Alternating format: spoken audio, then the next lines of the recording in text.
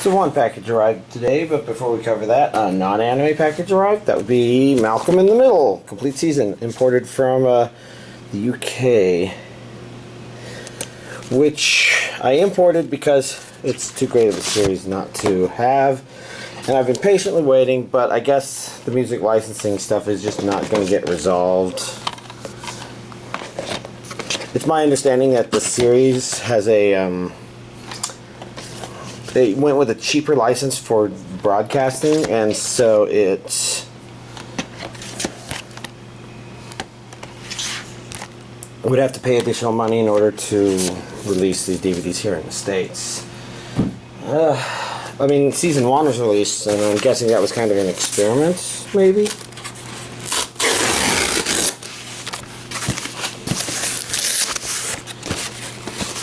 But that's what I've heard, and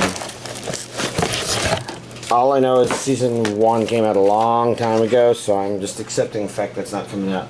In addition to these, this also arrived, I guess, yesterday, huh? So let's go ahead and begin with this. This is The Troubled Life of Miss Kotoura. So it says there. Here's various information here. So, Region A Blu-ray. 12 episodes total. Japanese with English subtitles. So, that gives us a good amount of information. No dub, no... Let's see. This is disc 1. It also looks like it's Blu-ray only, given that it's... Well, it's only got the Blu-ray disc.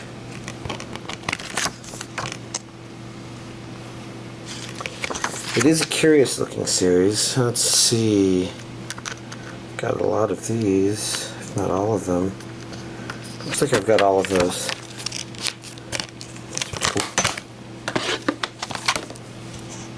Here we have disc 2. 1 through 12 interviews and openings and endings. Trailers.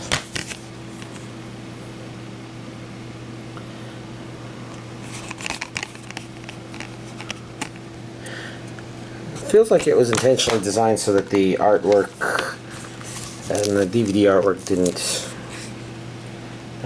The USB handbook. This is feeling very Haruhi inspired,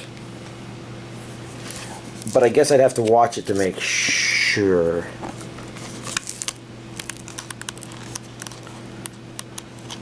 And to be fair, that doesn't necessarily mean it's bad. It's just an observation.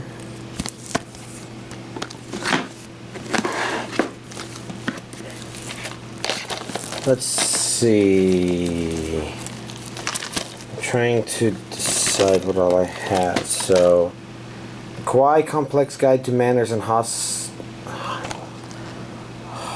don't think that's Hostile, that's Hostel. Like, I'm guessing being a host.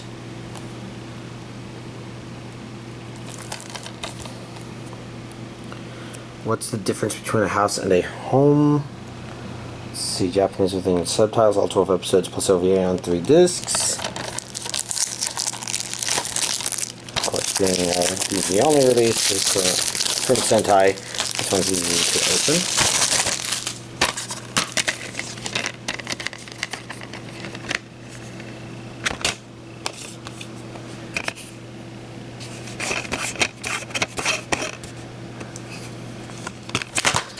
open. Intriguing.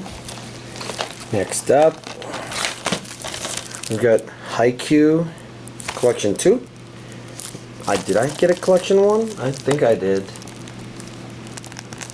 Think about it. Yeah, I see it there at the bottom of that pile over there. So it's a long time ago. The galaxy far away.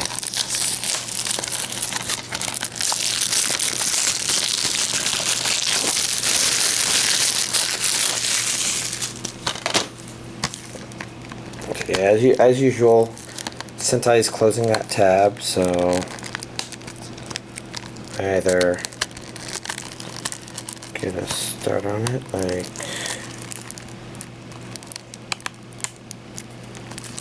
oh, there we go, like so, or I resort to scissors.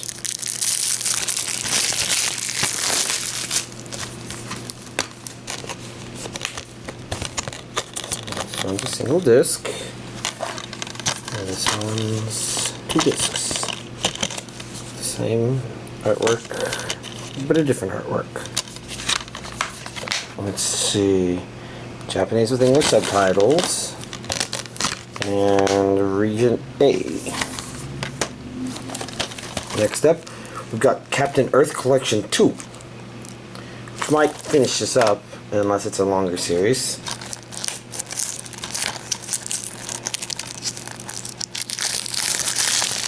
Since I haven't even watched the first part, I can't really guess intelligently, that is.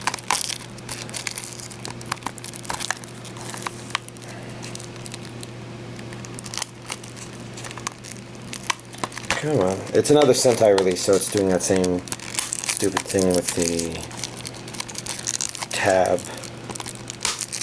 Oh, there we go. Doing both sides of it open like that. Got the rest of it in theory and practice. It's just coming apart and refusing to all come off. Voodoo side.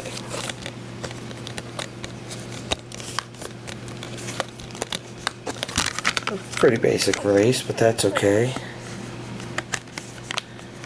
This is not sticking down like it's supposed to, so it's having trouble closing. Let's see. Region A, Japanese with English subtitles only, and the DVD version has the same image for the first disc,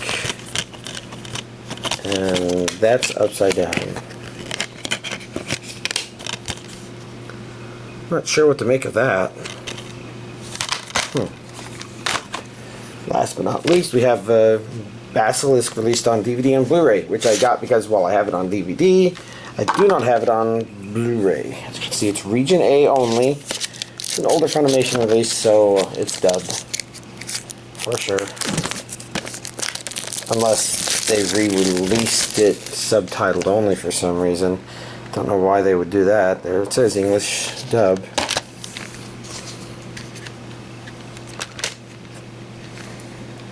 Two, three. I'm trying to find out. Does that say Gonzo or Blu-ray? Maybe neither. That says DVD. So I think maybe these purple ones are the Blu-rays. There's the Blu-ray and the Region A symbol there. Alright. Looks like it's a little invertible. Maybe. I don't know. Anyways, here we go. This week's anime DVD collection update.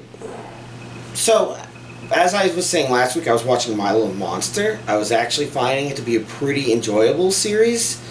And I was concerned at where the episode I had stopped at left off because it introduced the potential for it to go into not as neat and comfortable territory, but it did not fall for its own.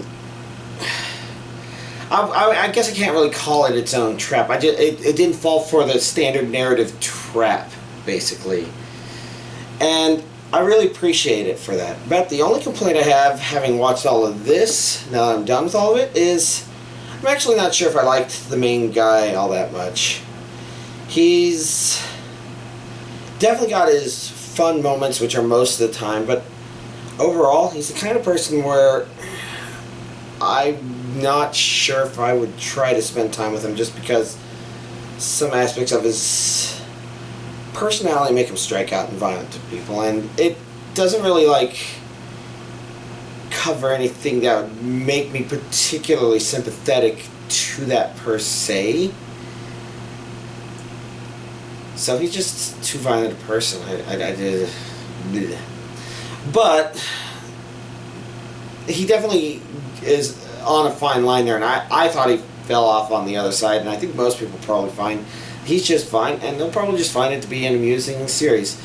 Probably not blow your mind. That's, I think, why it's rated about where it is. It's the same sort of place that Outlaw Star lives, ratings-wise, on my anime list, I think. And that's not my list, but the site, my anime list. I think the ratings are kind of similar. So it's a 7, which means it's more often than not pretty good. especially if it's mid to high 7s. Whereas 8s are where most people find these good comes in, and then your 9s are, well, if anybody put any time into it, then they didn't just think it was good, they didn't think it was great, they think it was spectacular.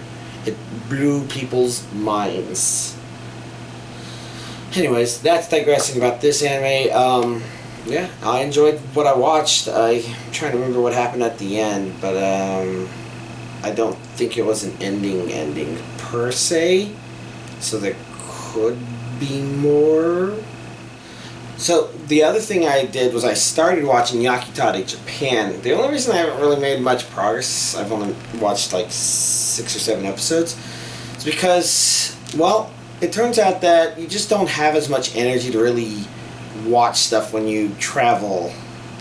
Even if you spend a lot of time at your hotel, a lot of time on the airplane, you can pull your laptop out and watch it, and this is a relatively safe series. Although, I guess what broke my momentum was when I ran into an episode which begins with a shower scene, and I'm like, I don't want to watch this in the middle of an airport, I'll just play Shantae. Oh, yeah, I guess that's in my backpack. So, about the series itself, it's actually slightly better than I remembered. I mean, one of the things was I just remembered conceptually it being fun, but I didn't remember how engaging it actually was. Watching it, I kind of felt like it actually was really engaging. Like, I watched the first episode and I'm like, I actually really feel like watching the next episode. And I've definitely felt that.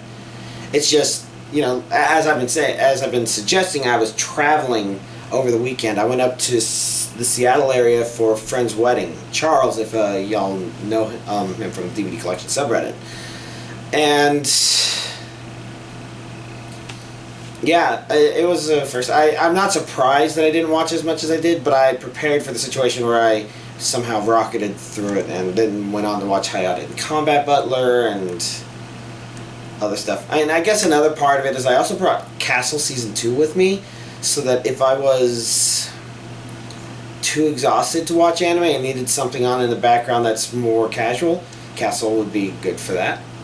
And it was. And so, of course, I come back, and yesterday was my recovery day from it. I had it off work. I slept 15 hours. It was wonderful. Actually, being back home is wonderful, except for the weather. The Seattle weather was really nice. It was, I think, a little hot for them, a little dry for them, but that just meant it was exactly like a Texas spring here in Austin, or what spring in Austin would be like here in Texas. Nice spring day where it's 70 most of the day, but it tops out at 80, which makes everybody's homes slightly over 80 and muggy and uncomfortable, and I don't know. So I guess I'm mixing the details of the Seattle trip in with talking about this. I definitely want to watch more because it has been amusing. And this is obviously part 3. I didn't get that far if I've only watched 7 or 8 episodes, 6 or 7 episodes. But yeah.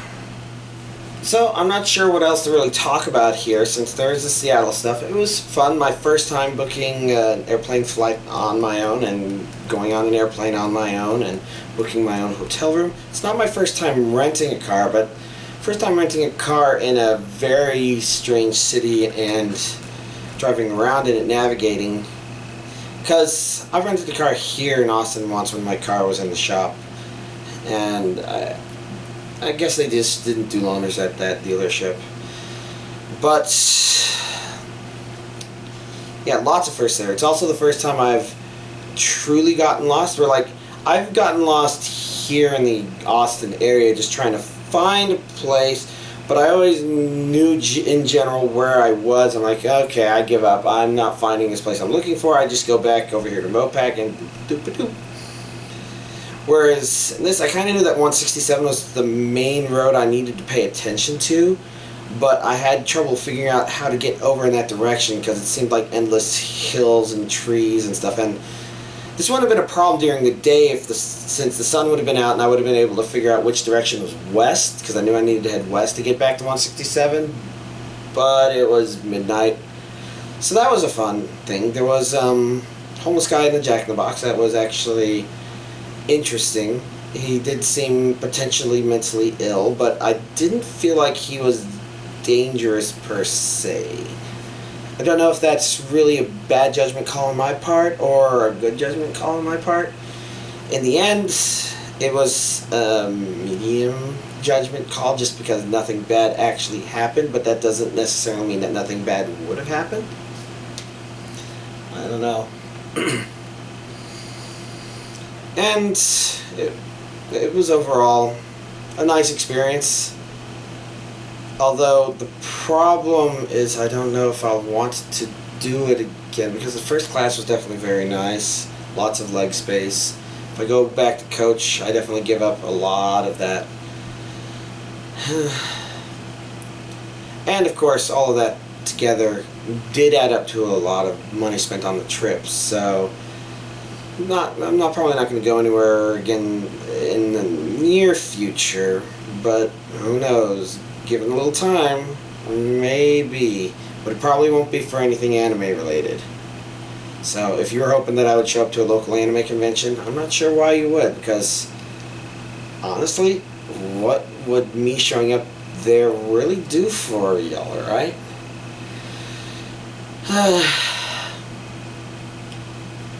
Let's see, was there anything else? I guess, since I did mention, I started playing the second Shantae game, and it's been pretty enjoyable. It feels like the controls are maybe a bit sharper and more controlled than the first game, although I do miss that music from the first game. It was definitely nicer, in my opinion.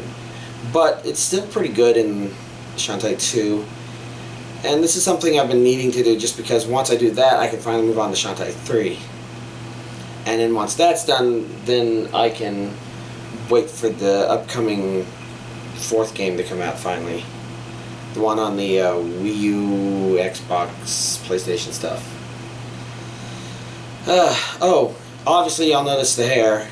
I only just now thought about it. This was always in plans. I just didn't want to cut the hair before the wedding, once I knew the wedding was coming, and before that, when I was job searching, I didn't want to cut the hair because this doesn't look necessarily bad, but I think the longer hair is more presentable, if eccentric, but it gives people the right impression that, yeah, I'm dealing with a software developer.